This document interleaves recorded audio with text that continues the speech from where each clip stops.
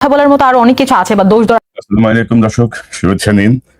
প্রথমে যে ক্লিপটি দেখলেন সেটি হচ্ছে চ্যানেল আই এর এই গত 15ই আগস্টের একটি টক শো টু দ্য পয়েন্টের শেষ দিকের একটি বক্তব্য।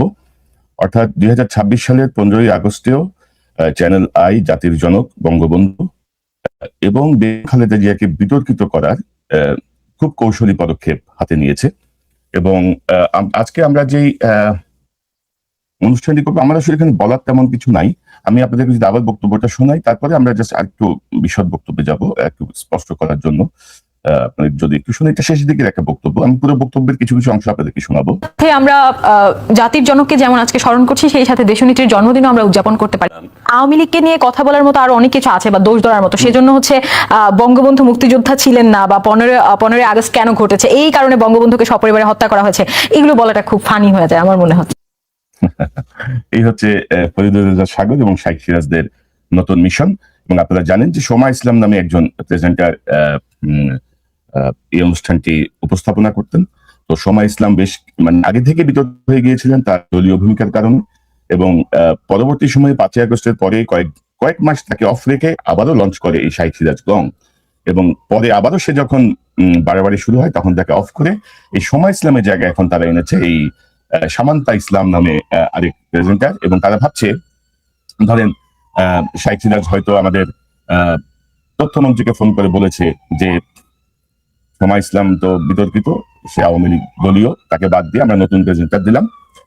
এবং ওই যে একজন বয়স্ক মহিলা থেকে অপেক্ষাকৃত কম বয়স্ক মহিলায় রূপান্তরিত হয়েছে চ্যানেল আই এর এই অনুষ্ঠানের উপস্থাপনা।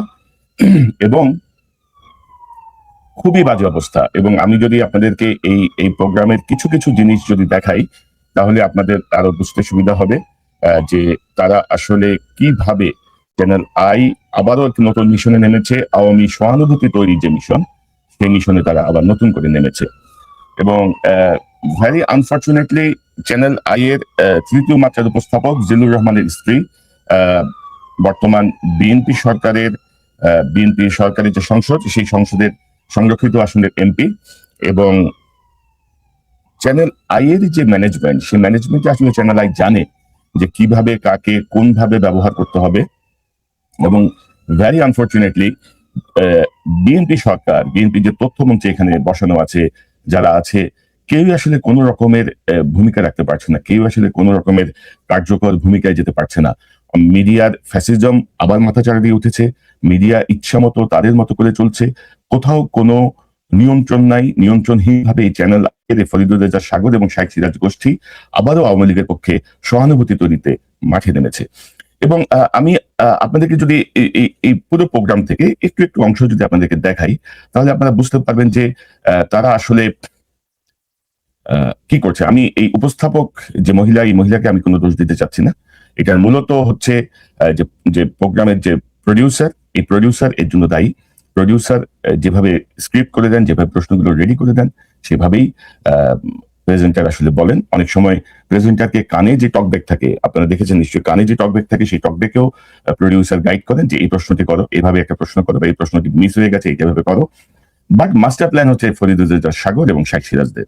এবং যখনই তারা বিপদে পড়ে, তখনই তারা এই সবকিছু প্রেজেন্টার প্রডিউসারের উপর চাপাই দিয়ে দায় মুক্তি নেওয়ার চেষ্টা করে।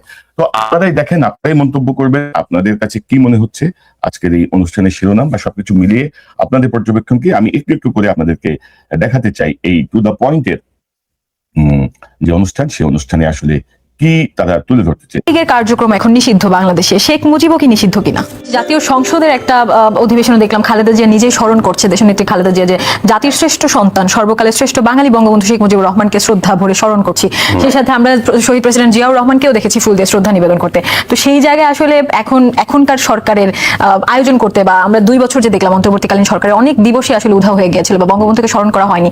এখন এই সরকারের আসলে এগুলো পালন করতে সমস্যা কোথায়? হয় বিএনপির সাধারণ সমর্থক যারা, আপনাদের নেতারা তো আসলে মুক্তিযুদ্ধকে ধারণ করে, বিএনপিও ধারণ করে, শেখ মুজিবের অবদান কতটুকু ধারণ করে, বা এখন আসলে দেশে যে আমরা মব বলি বা যাই বলি, এগুলো কি সরকারের দ্বারা নিয়ন্ত্রিত হচ্ছে নাকি বিরোধী দল, নাকি অন্য কোনো গোষ্ঠী? কিন্তু যখন 32 নাম্বার ভাঙা হয় বা যখন মুক্তিযুদ্ধের বিপক্ষে মানুষ দাঁড়িয়ে যায়, তাহলে এখন অনেকে তো প্রশ্ন করার আরো সুযোগ পায় যে আওয়ামী লীগ নেই বলেই হয়তো মুক্তিযুদ্ধকে অস্বীকার করা যাচ্ছে। নেত্রীর আজকে জন্মদিন আমরা শ্রদ্ধার সাথে স্মরণ করছিলাম, জি। কিন্তু এই জন্মদিনটা নিয়ে আসলে বিতর্ক কেন এবং বিএনপি কেন এই বিতর্কের অবসানটা করছে না? আলমগীরের কাছে কি মনে হয়, দেশের এত গুরুত্বপূর্ণ একজন ব্যক্তি যিনি একাধিকবার প্রধানমন্ত্রী ছিলেন, দায়িত্বে ছিলেন, উনার জন্মদিন নিয়ে আসলে কেন এই আমরা কনফিউশনে থাকি, এতগুলো তারিখ কেন আসে সামনে? আওয়ামী লীগকে নিয়ে কথা বলার মতো আরো অনেক কিছু আছে বা দোষ ধরার মতো, সেজন্য হচ্ছে বঙ্গবন্ধু মুক্তিযোদ্ধা ছিলেন না বা 15 আগস্ট কেন ঘটেছে, এই কারণে বঙ্গবন্ধুকে সপরিবারে হত্যা করা হয়েছে, এগুলো বলাটা খুব ফানি হয়ে যায় আমার মনে হচ্ছে। একই সাথে আমরা জাতির জনককে যেমন আজকে স্মরণ করছি, সেই সাথে দেশনেত্রীর জন্মদিনও আমরা উদযাপন করতে পারি। এবং দর্শক, পুরো অনুষ্ঠানে প্রেজেন্টারের মূল কিছু বক্তব্য এখানে আমি জাস্ট কার্ড বাই কার্ড দিলাম। আপনারা এখন বিচার করেন, আপনাদের কি মনে হচ্ছে চ্যানেল আই এর যে নতুন মিশন, আওয়ামী সহানুভূতি তৈরি, শেখ মুজিবুর রহমান, হাসিনা, আওয়ামী লীগ, তাদেরকে ঘিরে চ্যানেল আই এর যে নতুন মিশন, সেই জায়গাটায় আপনাদের পর্যবেক্ষণকে দয়া করে আপনাদের কমেন্টসে দেবেন।